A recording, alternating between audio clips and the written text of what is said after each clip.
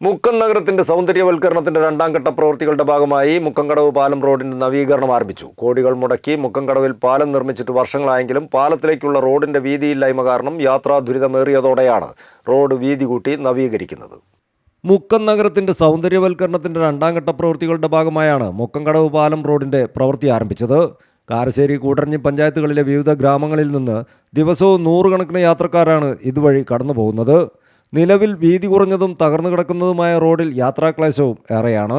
ഒരു കാലത്ത് നിർമ്മാണ രീതി കൊണ്ട് വേറിട്ട് നിന്ന മുക്കംകടവിലെ വെന്റ് പൈപ്പ് പാലം കാലപ്പഴക്കവും മലവെള്ളപ്പാച്ചിലും കാരണം തകർന്നു തുടങ്ങിയപ്പോഴാണ് വൈ ആകൃതിയിൽ അത്യാധുനിക നിർമ്മിതിയിൽ പുതിയ പാലം നിർമ്മിച്ചത്.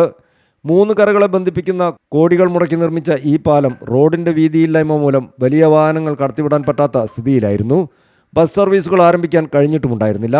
ചെറിയ വാഹനങ്ങൾ കടന്നു പോകുമ്പോൾ തന്നെ രൂക്ഷമായ ഗതാഗത കുരുക്കാണ് ഇവിടെ അനുഭവപ്പെടാറ്.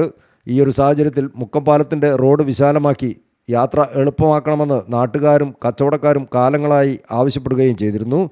നവീകരണം ആരംഭിച്ചതോടെ ബസ് സർവീസ് അടക്കമുള്ളവ ആരംഭിക്കാനും വാഹനങ്ങൾക്ക് കടന്നു പോകാനും സാഹചര്യം അനുകൂലമാകും. ഇൻ്റർലോക്കുകൾ പാകിക്കൊണ്ട് മനോഹരമാക്കി നവീകരണം നടത്തുമ്പോൾ തന്നെ മുക്കംകടവിൽ നിന്ന് പുതിയ ബസ് സ്റ്റാൻഡിലേക്ക് ബൈപ്പാസും നിർമ്മിക്കുന്നുണ്ട്. നിലവിൽ ഇതിലെ യാത്ര ചെയ്യുന്നവർ പുതിയ ബസ് സ്റ്റാൻഡിലേക്ക് പോകുവാൻ ഇടുങ്ങിയ മാർക്കറ്റ് റോഡിനെയാണ് ആശ്രയിക്കുന്നത്. നഗര സൗന്ദര്യവൽക്കരണത്തിൻ്റെ ഭാഗമായി തന്നെയാണ് യാത്രാ ദുരിതത്തിന് അറുതിയായി ബൈപ്പാസും നിർമ്മിക്കുന്നത്. പ്രവൃത്തി പൂർത്തിയായാൽ തിരുവമ്പാടി, ആനയാങ്കുന്ന്, തേക്കുംകുറ്റി, തോട്ടക്കാട്, കൂടരഞ്ഞി, കക്കാടംപൊയിൽ, മരഞ്ചാട്ടി, തോട്ടുമുക്കം തുടങ്ങിയ മലയോര കുടിയേറ്റ ഗ്രാമങ്ങളിലെ ജനതയ്ക്ക് ഈ പാത ഉപകാരമാകും.